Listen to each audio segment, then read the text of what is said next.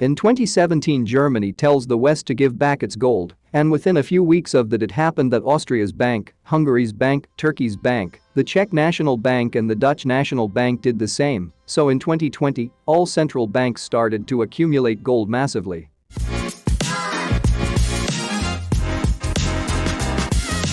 Hello and welcome to the Money Street. These national banks started accumulating gold copiously. Especially Russia, China and India, and the members of the BRICS. But then we see something in the COMEX market.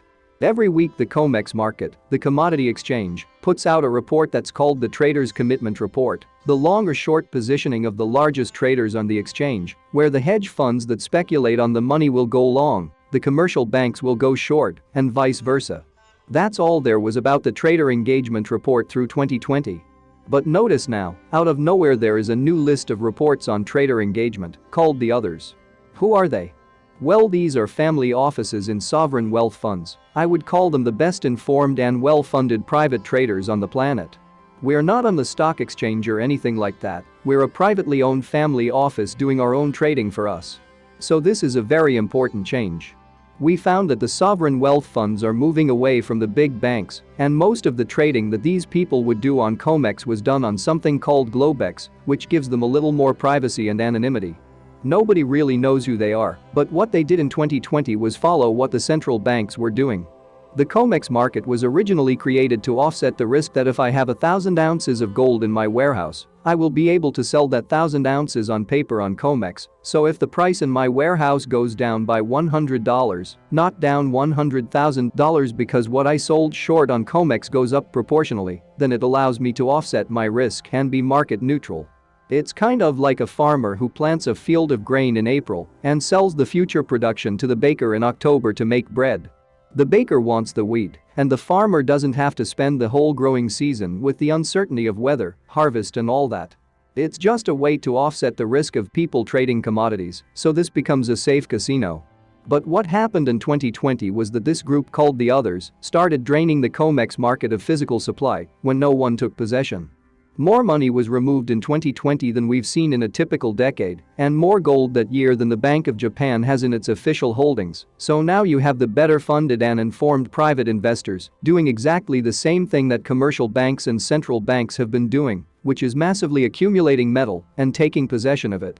They're not just buying, they're taking possession. So in 2022 we'll see how much they're actually doing, and I think that's a big problem because gold and silver are the only assets on the planet that are not simultaneously somebody else's responsibility. In a world where counterparty risk could be accentuated or come into play, the elimination of counterparty risk by taking ownership of this metal is very enlightening. Then, in 2020 all of a sudden you see all these things happening. The bank is buying gold in abundance, and nobody knows any more about it in 2021. We see Russia, India, Poland, China, Hungary, Thailand, Japan, Brazil, the Czech Republic and Turkey all buying gold, and nobody is talking about it. If you are enjoying this video and want to be aware of new videos, subscribe to this channel and turn on notifications. I mean, you have half the central banks in the world copiously accumulating gold, and nobody is talking about it. But they're not just buying it, they're holding it, and that's a very big difference. Notice that when the International Basel Accords raised gold to a level 1, most people didn't know about it. Now is when the sovereign wealth funds are buying it and holding it. These are the smartest guys in the world. And the question is, why did they move gold to level 1? I hope people keep that in the back of their mind, because central banks are accumulating and taking ownership of gold because gold is risk-free. So towards the end of the Vietnam War, the gauche president of France realized that the US was issuing more dollars and treasury bonds to finance the war than the gold it had to back these pledges, so he sent warships full of dollars into New York Harbor and said, "President Nixon, we want our gold back for these dollars." So the US gave it to him, and a large part of the gold held in the US Treasury was poured out.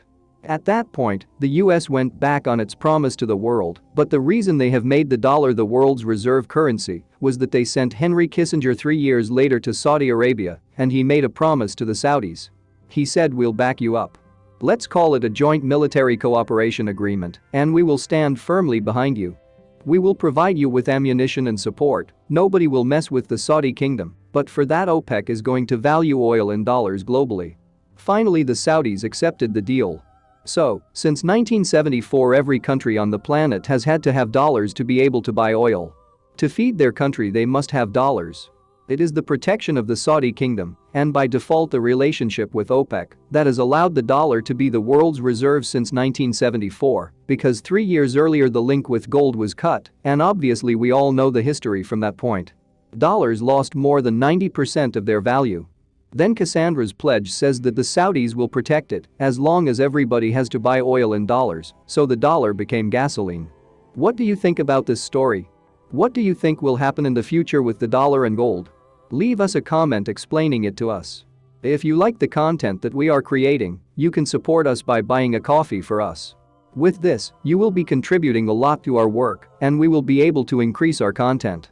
You will find the link in the description. Thanks for watching The Money Street, and don't forget to click the subscribe button for more financial videos.